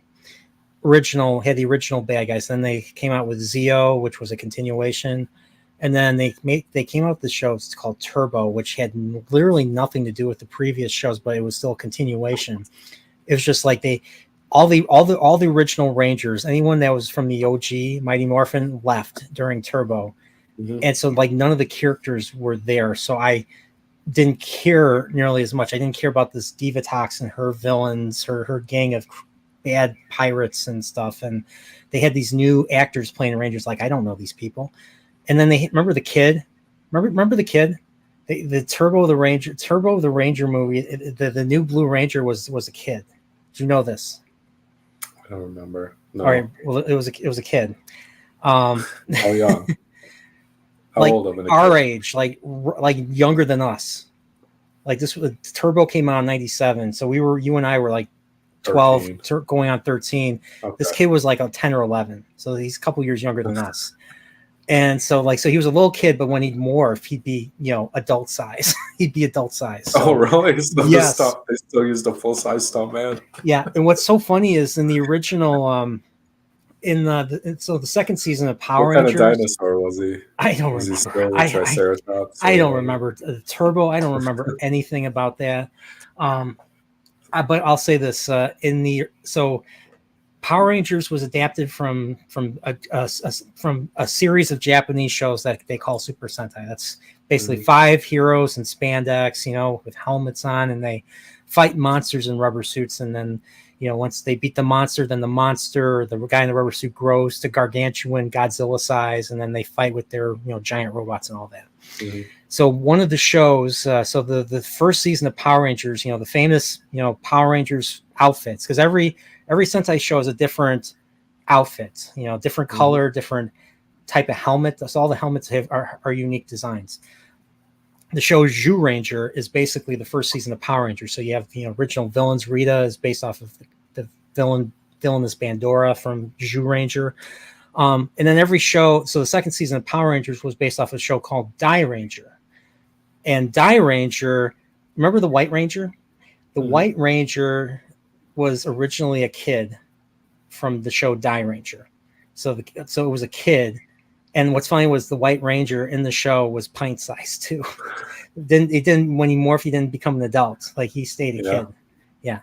So that's part of the reason why they couldn't use a lot of the Japanese footage, because the show Die Ranger had different outfits than what Mighty Morphin did. Mighty Morphin didn't change the outfits going from season 1 to season 2 to season 3. So they had to work around that. They had to figure out how to work around it using footage from these other Sentai shows. They were unrelated to each other. So it was a question of editing. Yeah. So and you have to admit though,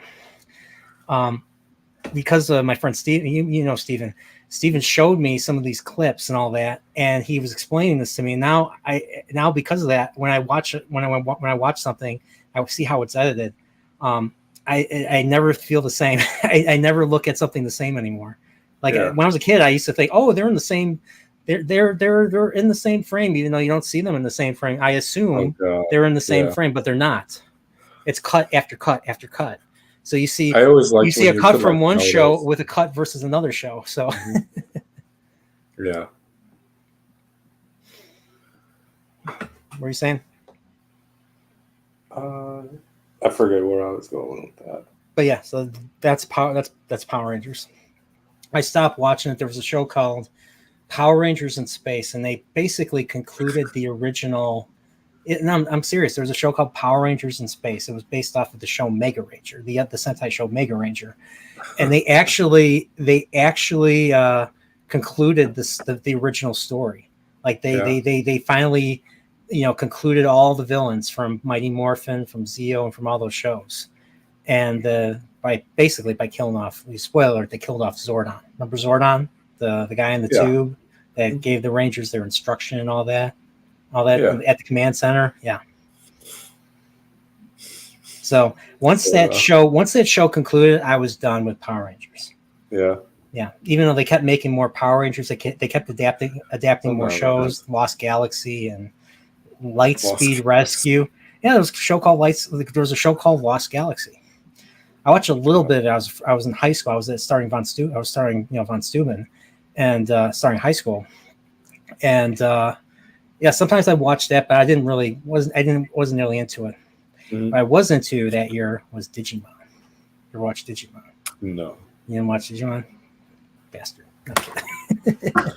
Stopped with Pokemon was enough of a monsters.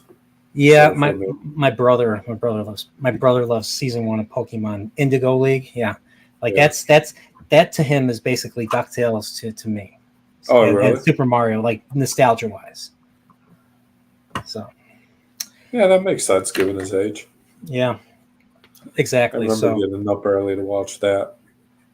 So there's one thing that we didn't talk about yet. We didn't talk about. So what's your idea? What makes a Christmas movie to you?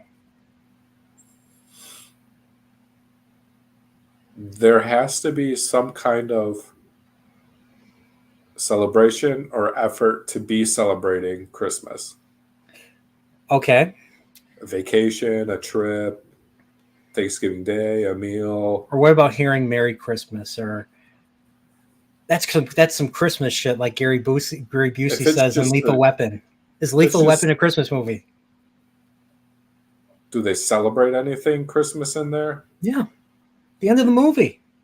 It's Okay, like then yeah. he's like Danny Glover's like, I'm not eating that. I'm not eating that that shitty turkey by myself. And then Mel Gibson. Then that's the beginning of a beautiful friendship. Him and Riggs. Yeah. Berton Riggs. It's the same as with Die Hard.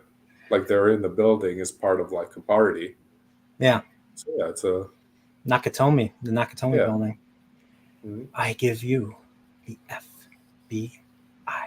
Yeah, the great movie. Yeah. Check out the Die Hard stream I did with Pips and Trip. Everybody, if you're watching this, so yeah, we did that last year. So there's going to be some Christmas streams I'm going to be doing with some people. So the first one's going to be on Saturday. Me and Dread Roberts are going to be doing. Remember Jingle All the Way, Brian? We're going to be talking about Jingle All the Way. With Jonathan Taylor Thomas? No, wasn't he in a movie called Jingle All the Way? I don't think so. I think he's like I think I'll Be Home for Christmas. He was in I'll Be Home for Christmas. Oh yeah. Okay. Jingle All the Way features Schwarzenegger. Yeah.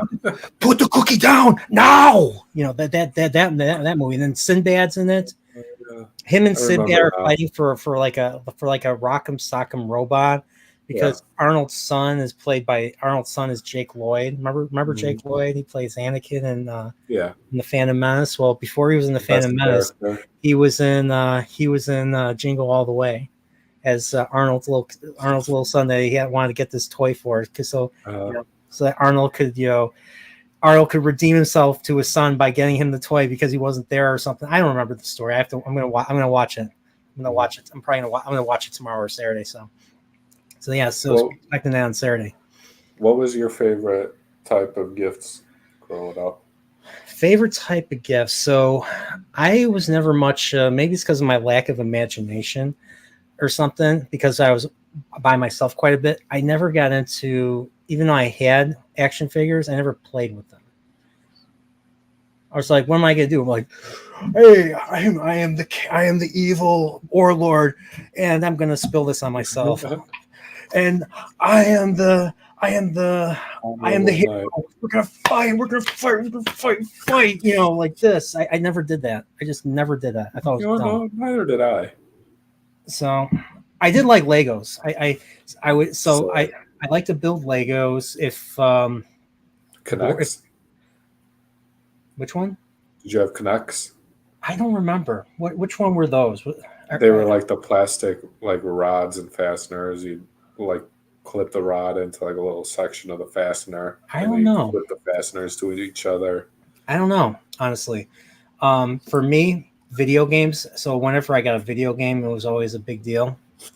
So like it was usually a new Mario game or a new Zelda game, or I think 2 years in a row I got Donkey Kong. So because my parents couldn't afford N64 in 96 and 97, I got Donkey Kong Country. I got Donkey Kong Country 3 that year, 96, and in 97 they were still selling several copies of Mega Man X. Mega Man X came out all the way Super Nintendo in 1993. But yeah, 1997 comes along 4.5 years later, and they still have so many copies they're selling so many copies of Mega Man X. So I got a copy of Mega Man X because I didn't know what else. There was nothing else to get. My Sega busted. I got a second version of the Sega. I didn't get the big Sega Genesis. I got the little version that came out in 94, and the thing busted within a year. So I couldn't play any. I couldn't play any more. I only played a few games for the Sega. I played the Sonic games. I didn't even play Sonic 1. I played Sonic 2. I went Sonic 2 and Sonic 3 because that's when my parents got me. Best Christmas I got was the Sega because I begged them for the Sega. Yeah. I begged them for the Sega. I saw the Sonic Saturday AM show on ABC, and after seeing that show, I wanted to play the Sonic games. So my parents got me Sonic 2 and Sonic 3. And I'd rent Sonic and Knuckles, and I would like Sonic and Knuckles. Sonic 3 and Sonic and Knuckles together is like the coolest game ever, in my opinion. So I really love that Christmas. I really love playing it. And then I got a few. I played a whole bunch of. I mean, there were so many games based off of movies and cartoon shows. I mean, I played the Tiny Toons Sega game, and you know the theme for the intro for these Chillporeals is the Elmira theme from the NES Tiny Toons game. which is what I use. I don't know if you ever played that game, but it's a very Tiny Toons? No. it's a very that level. So the level, the Elmira level, I've said this on other streams. So it's Tiny Toons is basically a platformer like Mario. 3 levels per world, 6 worlds in the game. So after the level 2 of world 1 or whatever world, there's always an additional thing you have to beat to get to level 3, and that's you're in a room with Elmira. Elmira is the niece of Elmer Fudd, and in the animated show, once she gets her hands on you, you're going to be locked up in a cage and taken away forever. That's why all the Tiny Toons characters are definitely afraid of her. Like that. That's like an existential. Like it's a fate worse than death for these characters. So when Elmira catches you in this little thing, you don't die. You get sent back to the beginning of the world. So you're sent back 2 levels back, which is, I mean, in NES terms, it's not much because levels and games were much shorter back in the day. But you didn't want to be caught. You didn't want to be caught. So, and they play this whimsical thing. And I was like, this whimsical thing would be perfect for an intro, for a stream intro, and that's what I've been using ever since. So nice. But yeah, so there was a Tasmania game I played, and there was a Tiny Toons game. I played both of those games were based off of Fox from cartoon shows on Fox. Remember Tasmania? Yeah. So Tasmania Devil. Yeah, I remember that game. Yeah, the Sega version. There was a Super Nintendo version, which was a totally different type of game. I don't remember which one I played it on. The Sega one was a platformer. Was an action platformer. The Super Nintendo one was like a first. It wasn't first. It was like a you're playing as the Tasmanian Devil walking on a road, and I forget what happens. I don't know if it's like you're avoiding traffic or something. Like Crash Bandicoot type of. Not quite like it's not like a platformer. At least I don't think it is. I don't remember. But yeah, video games was always my favorite thing to get. And I used to, once I got into Star Trek, I used to get Star Trek episodes on tape. Sometimes I get some books, sometimes I get a Star Wars book or a Star Trek book. Or I think, and I've said this on videos, I got the Star Trek encyclopedia, and that turned me into a major nerd. Like that turned me into a nerd completely. Yeah. So nice. Did you? What else did you? Anything else you want to share about favorite gifts? What were some of my favorites? I remember getting a lot of like RC type of stuff, RC cars, and like the tracks, the Hot Wheels tracks. Those were always a lot of fun. Okay. You ever get like any Nerf stuff, Nerf guns? Well, it's Super Soakers. You ever get a Super Soaker? We always got that. Like, I'd either get it for my birthday because it's it's still early in the year. It's not too far after Christmas, but it's at least getting closer to being nice out. Or we got it as like a present at the end of the school year, like if we did good in school or something. Because I remember, I think one day at school we had a Super Soaker day. We were supposed to bring our Super Soakers to school, and I had the green, I had the yellow green Super Soaker 50. Yeah. With the single the single drum that had held the water and all that, and everyone else had these bigger, better Super Soakers. And so we were in a bragging phase of like what the Super Soaker number we had was. Like one kid was like, you have a Super Soaker 50? Lame. I have a Super Soaker 2000. Ha ha. We had like a few different ones. I remember there was one of the big ones. I'm trying to look up which one it was. It was a double tank one. And I think they were like side by side. Super Soaker 200. Yeah. And I bought it with like birthday and Christmas money I had saved up. Oh, you actually had birthday and Christmas money? Wow. Well, not much. It was like $5 to $10 at a time from like various relatives, I'd get maybe like $40 a year, which probably isn't even what a Super Soaker 200 cost. No. I probably had to save up a while for it. But I remember getting that, and like within the first week, it broke. And now thinking back on it, like I just threw it away thinking my parents would be pissed off. Or not threw it away, but I just like put it away and pretended to just like not be interested in it anymore. But you know how like those kinds of toys like sometimes have like easily fixable parts on it? Yeah. If I had like told my parents Mm-hmm. that maybe I could have gotten it fixed. I wonder what happened to mine. I wonder if it's still. I wonder if it's still around somewhere. Got it overdue for cleaning. So, but yeah, Super Soaker. That was a fun thing. Yeah. I mean, board games, which when I was younger, we used to play board games all the time. Now it's just like, it's Once I got older, we didn't play as much. My parents didn't really have. I always liked playing them. Yeah. Monopoly, Life. I liked Life a lot. Monopoly, Life. You ever play? I mean, I used to love to build Mousetrap. Never really played. Yeah, nobody ever. I used to love to build it. Honestly, like been playing it like recently. Now that I was a kid, and the actual gameplay of that game, honestly, in my opinion, kind of sucks. Mm-hmm. The only thing good about that game is the contraption. Yeah. That's just my opinion, but yeah, I mean, you land on the cheese, and then I forget what you do. You have to take the cheese, and then hopefully, So whoever else doesn't land on something, then you release the marble. So you release the marble, goes on a little thing, then it sets off the little cage, and then traps you or something. I still love to build that. Yeah. So, and I bought I mean, that was my first game I ever played with marble, and then my parents bought me the marble stuff to build. I did buy for Riley. Yeah. The marble run stuff. Yeah, the marble stuff. Yeah, those are fun. Used to love to build those too. So. Mm-hmm.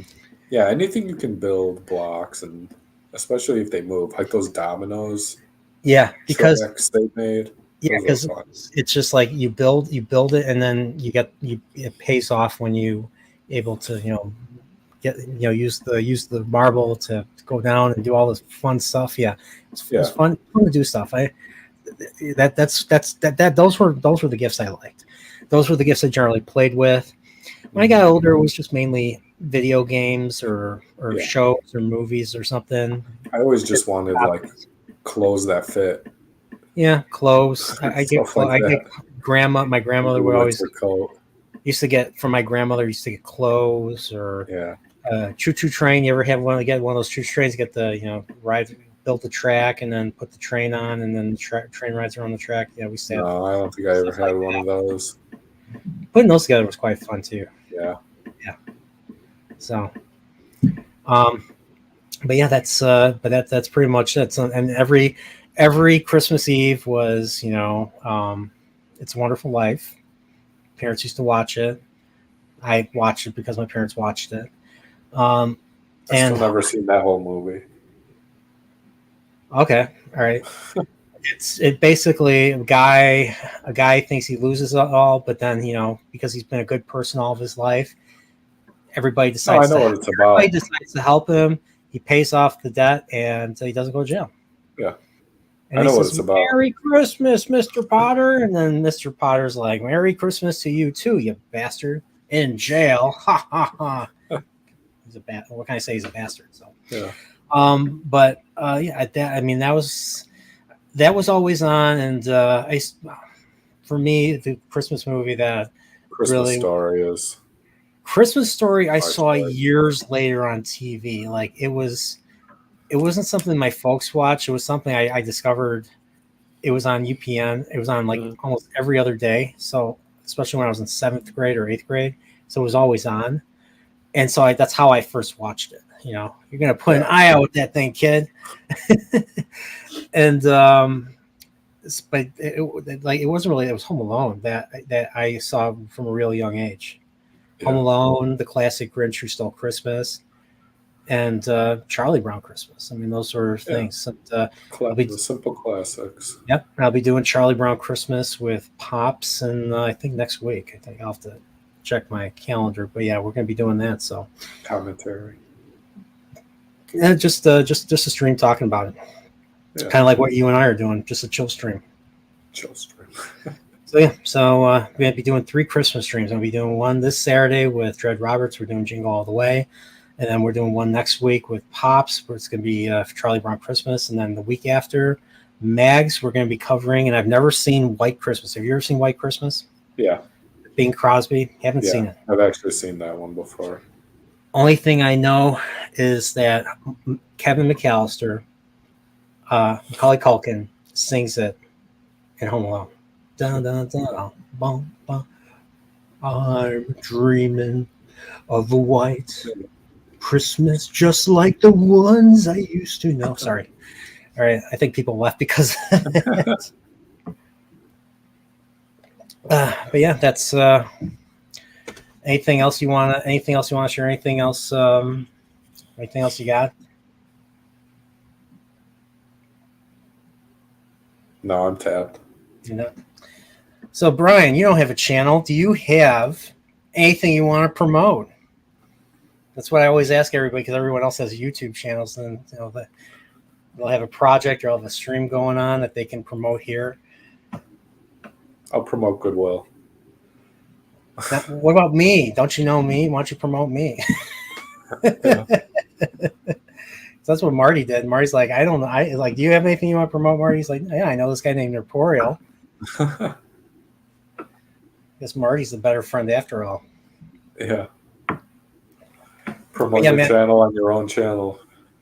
But yeah, man, thanks for doing this with me. Yeah, thanks for having me on. It was fun talking about this stuff. Like, once again, I didn't plan any of this, so forgive me if you prefer organized streams. You came to the wrong place. But yeah, so this was fine. We were like a little kind of like back and forth on subjects and stuff like that, but we covered like pretty much like what we talked about. Yeah, Joe. I mean, I call this Joe Rogan style chill streams. That's how I describe it. So. Kind of is. Yeah. So if you bring up next time we'll talk about conspiracy theories. Yeah, we should. There's a lot of them. So, so this is the last stream with members. So the next couple streams, I'm going to be bringing some people back. So Marty's going to be coming back in a couple weeks. We're going to be doing something similar. We're going to be talking about Christmas stuff. This was his idea, so I can't wait to do that. And of course, I want to thank once again.